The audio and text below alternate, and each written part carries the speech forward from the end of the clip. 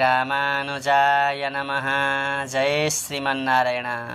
अयं निजः परो वेत्ति गणना लघुचेतसाम् उदारचरितानां तु वसुधैव कुटुम्बकम्। कस्तो दिव्य भाव छ यो श्लोकमा, कस्तो दिव्यता छ यस श्लोकमा, कस्तो नीतिगत दिव्यता छ यस श्लोकमा। यस श्लोकले हामीलाई के सम्झाउँदै हुनुहुन्छ, के बोध गराउँदै हुनुहुन्छ, के मर्यादामा कस्तो मर्यादामा रहनुपर्छ भन्ने भाव यसभित्र रहस्य लुकेको छ।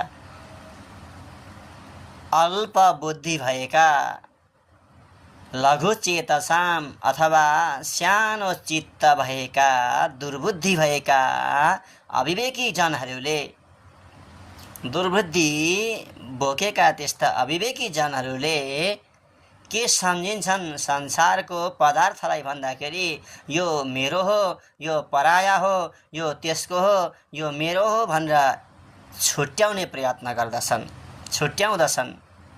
जो अल्प बुद्धि भएका, अल्प चित्त भएका व्यक्तिहरूले संसारलाई बाँड्ने प्रयत्न गर्दछन्, संसारमा भएका प्राणीहरूलाई छुट्याउने प्रयत्न गर्दछन्।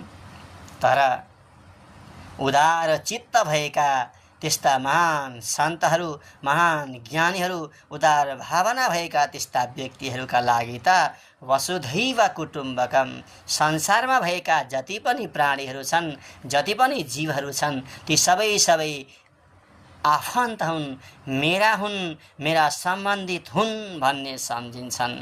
ज्ञानी बुद्धि भएका, ज्ञानी विवेकी जनहरूले, उदार चित्त भएका व्यक्तिहरूले त संसारलाई नै, संसारमा भएका प्राणीलाई नै, संसारलाई नै आफ्नो कुटुम्ब मान्दछन्, आफ्नो हितैषी मान्दछन्, आफ्नो सम्बन्धित मान्दछन्। त्यसैले महापुरुषहरू त्यस्तो उदार चित्त भएका व्यक्ति झैँ हामी पनि बन्नुपर्दछ, उदार भावना हामीमा पनि आउनु पर्दछ भन्ने यस श्लोकको भाव हो। जय श्रीमन्नारायण।